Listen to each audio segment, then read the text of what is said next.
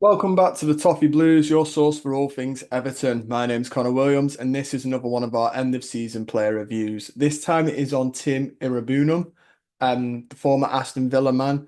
This season he has accumulated 21 matches for Everton in all competitions in his first season at the club. 18 of them in the Premier League, one in the FA Cup, two in the League Cup. He has no goals, one assist in the Premier League, and one assist in the EFL Cup. Yeah, obviously he was brought from Aston Villa, Louis Dobbin going the other way. In terms of his stats, he's only played 564 minutes in the Premier League, so there is going to be a smaller sample size of this. So bear that in mind when I go through them. It's not going to be as good as some of the other players. Goals, none, like I said, as an XG of 0.24, so no real threat of a goal either. Big chances missed, zero. His attacking is shooting is pretty weak. Passing, one assist from an XA of 0.13. Big chances created, zero. Key passes, 0.2. Accurate passing, 74%. Accurate passing in his own half, 81%. In the opposition's half, 68%, unfortunately. Interceptions, 0.9 per game. Tackles, 1.6 per game.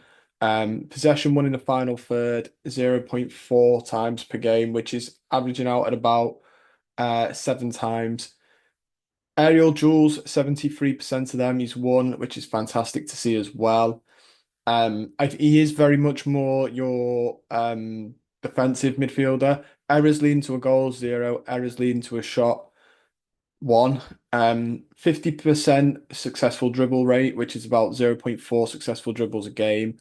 Really solid midfielder, but I think he needs more time for these stats to be fleshed out a little bit more because I think I speak for all of us when I say it's not the greatest sample size.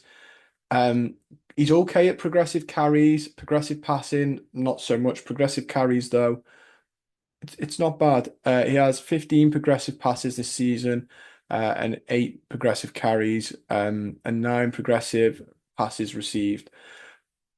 Yeah, it's a bit tough because obviously, like I said, short sample size. His highlight of the season is going to be really tough. It's going to have to be probably one of the games that he got an assist in, um, which is the Derby or the EFL Cup.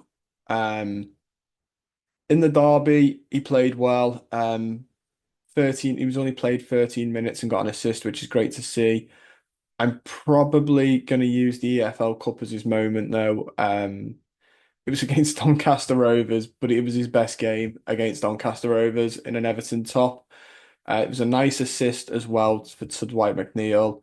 So that'll probably be his moment. In terms of what I want to see next season from him, hopefully more game time because this is a really tough one to do when I'm saying his stats aren't great. I can't really pick out a highlight because he's having, bit part play in games. I think the game with the most minutes he got this season in the Premier League,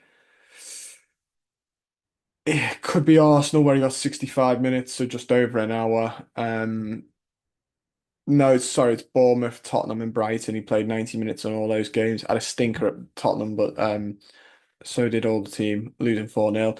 Yeah, I'd like to see more game time from him next season.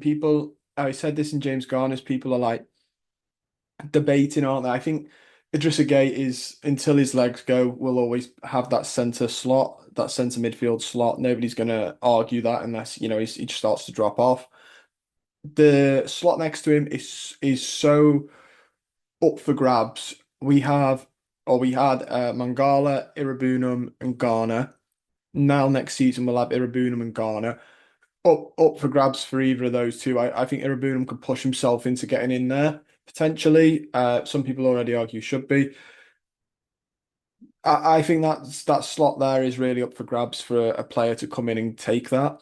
Um, I don't know what the summer plans are, but if we were to buy another centre mid, that would obviously make it a bit harder for him. But as it stands, it might be his best chance to sort of get in the team next season on a regular or more regular basis, get those minutes up. In terms of a rating, again, tough, really, really tough because he's not played many games, and I feel a bit heartless sometimes when they don't play many games. because the rating is obviously low.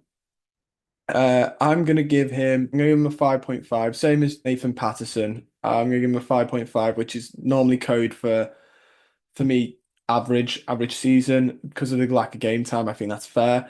Don't forget to like the video though, guys. Subscribe to the channel if you're not already, and comment down below your thoughts on Iroegbunam, your rating for the season, and do you think he could take James Garner's spot next season? Let me know. Look forward to reading them. See you soon.